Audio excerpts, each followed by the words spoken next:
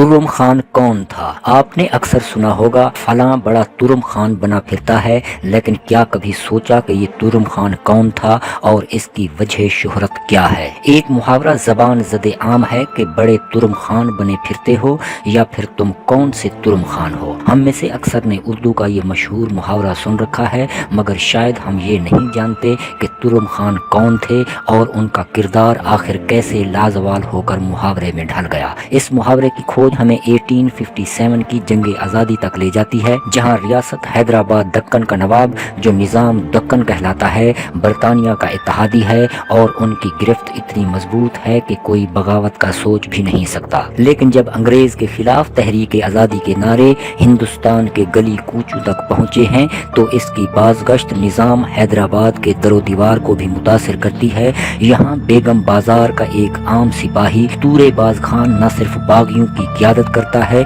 बल्कि एक वक्त ऐसा भी आता है जब वो 6000 मुजाहिरीन को लेकर हैदराबाद में ब्रिटिश रेजिडेंसी पर हमला कर देता है। सबसे पहले तूरेबाज नाम पर कुछ बात हो जाए। तूरा पश्तो में तलवार को कहते हैं। यूं तूराबाज का मतलब हुआ तलवार चलाने वाला या शमशीर जन। यही तूराबाज या तूरेबाज फिर तुर्रम खान के रूप में ढलकर एक लोक हीरो बन गया। ये सब कुछ कैसे हुआ और एक गुमनाम सिपाही असातीरी किरदार कैसे बना, ये कहानी जितनी अजीब है इतनी ही दिलचस्प भी है। जंग आज़ादी के शोले जब मीरठ से हैदराबाद पहुंचते हैं तो हैदराबाद की मसाजिद, मंदिरों, गुरुद्वारों और चर्चों की दीवारों पर इश्तिहारात सज जाते हैं, जिनमें न सिर्फ अंग्रेज के खिलाफ बगावत के हक में नारे दर्ज हैं, बल्कि ये मुतालबा भी किया जाता है कि निज़ाम भी इस जंग में शरीक हो। हालांकि निज़ाम अफजलुद्दौला अपने रुफ़का सालारे जंग, उमरा और सरदारों के साथ अंग्रेजों की हिमायत का ऐलान कर चुका था, मगर फिर भी रियासत के बाशिंदों ने इस जंग में एक ऐसी कहानी रकम की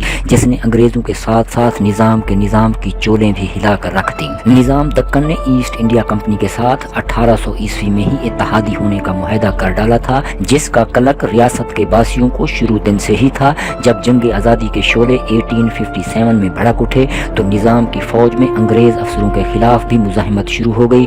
निज़ाम की फौज के एक रिसाले को बगावत कुचलने के लिए बिलठाना से दिल्ली जाने का हुक्म दिया गया, तो जमादार छीदा खान ने इनकार कर दिया, क्योंकि जमादार छीदा खान ये कतई नहीं चाहता था कि वो इस बगावत को कुचलने में मुगलों के खिलाफ अंग्रेज का साथ दे। छीदा खान अपने 15 दीगर साथियों के साथ हैदराबाद पहुंचा ताकि वो निज़ाम को कैल कर सके कि इस जंग में शामिल ना हो। लेकिन जैसे ही वो हैदराबाद पहुंचा, उसे निज़ाम के वजीर मीर तुराब अली खान ने गिरफ्तार करके अंग्रेजों के नुमाइंदे के आगे पेश कर दिया, जिसने उसे और उनके साथियों को अपनी ही कोठी में कैद कर लिया। जब ये खबर फैली तो अंग्रेज के खिलाफ अवाम में नफरत फैल गई। इस मौके पर तुर्रेबाज खान ने बागियों की क़यादत संभाल कर बेगम बाजार में, जहां जमादार छीदा खान और उसके साथियों को कैद किया गया था, अपने 5000 साथियों के साथ हल्ला बोल दिया। इस मौके पर मौलवी अलाउद्दीन भी अपने साथियों के तुर्रेबाज खान की हिमायत में पहुंच गए, मगर निज़ाम का वजीर मीर तुराब अली खान अंग्रेज मेजर किथबर्ट ड्योडसन को पहले ही बागियों के हमले की इतला दे चुका था,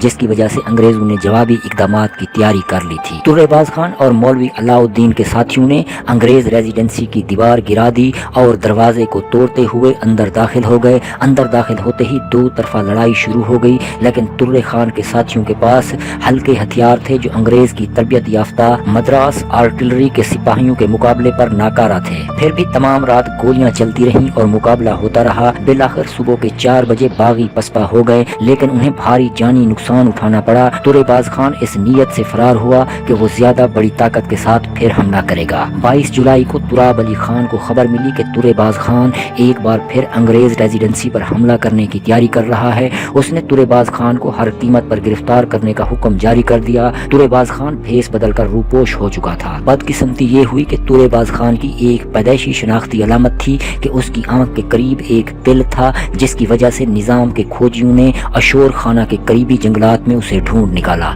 इस पर हैदराबाद की अदालत में मुकदमा चला। इस दौरान उससे मौलवी अलाउद्दीन और दीगर बागियों के ठिकाने पूछे गए और ना बताने पर तरह तरह की सौबतें दी गईं, मगर तुर्रेबाज खान ने कोई राज ना उगला। उसे सजा देकर उम्र भर के लिए जज़ैर इंडीमान काला पानी बदर करने के अहकामात जारी कर दिए गए। मगर इससे पहले कि इसे काला पानी भेजा जाता, वो 18 जनवरी 1857 को जेल से फरार होने में कामयाब हो गया। ये खबर पाकर अंग्रेज इंतजामिया में हलचल मच مچ گئی۔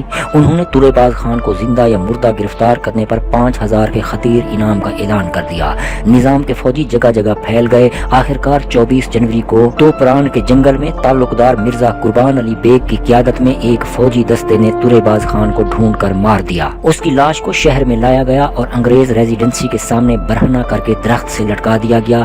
اس طرح تورے باز خان ولد رستم خان آف بیگم بازار کی کہانی کا اختتام ہو گیا، لیکن اپنے پیچھے شجاعت و بہادری کی وہ مثال چھوڑ کر گیا جو آج بھی محاورہ بن کر تاریخ کے ابواب پر زندہ ہے۔ حیدرآباد میں بغاوت کو کچلنے کے بارے میں بمبئی کے انگریز گورنر نے گورنر جنرل کو لکھا کہ اگر نظام کی مدد حاصل نہ ہوتی تو انگریز جنوبی ریاستوں میں شکست کھا جاتا۔ حیدرآباد میں تورے باز خان کی بغاوت کو کچلنے میں 94 فوجی مارے گئے۔ تورے باز خان کو مارنے پر تعلقدار مرزا قربان علی کو 5000 روپے انعام دیا گیا اور اس کی تنخواہ میں 200 روپے کا اضافہ کیا گیا، جبکہ اسے ترقی دے کر صدر تعلقدار بنا دیا گیا۔ نظام کو اسٹارٹ آف انڈیا کے اعزاز سے نوازا گیا، جبکہ ریاست کے ذمے 50 لاکھ سے زائد کے واجبات معاف کر دیے گئے۔ نظام کو اپنا سکہ جاری کرنے کا اختیار دیا گیا۔ میر تراب علی کو سالار جنگ کے اعزاز سے نوازا گیا۔ آج نہ نظام ہے نہ اس کی ریاست، لیکن تورے باز خان کا نام پہلے تورے خان اور پھر تورم خان بن کر اردو میں امر ہو چکا ہے۔ حیدرآباد میں جہاں انگریزوں کی ریزیڈنسی تھی، عین اسی جگہ پر تورے باز خان اور دوسرے شہدائے آزادی کی یادگار بھی موجود ہے۔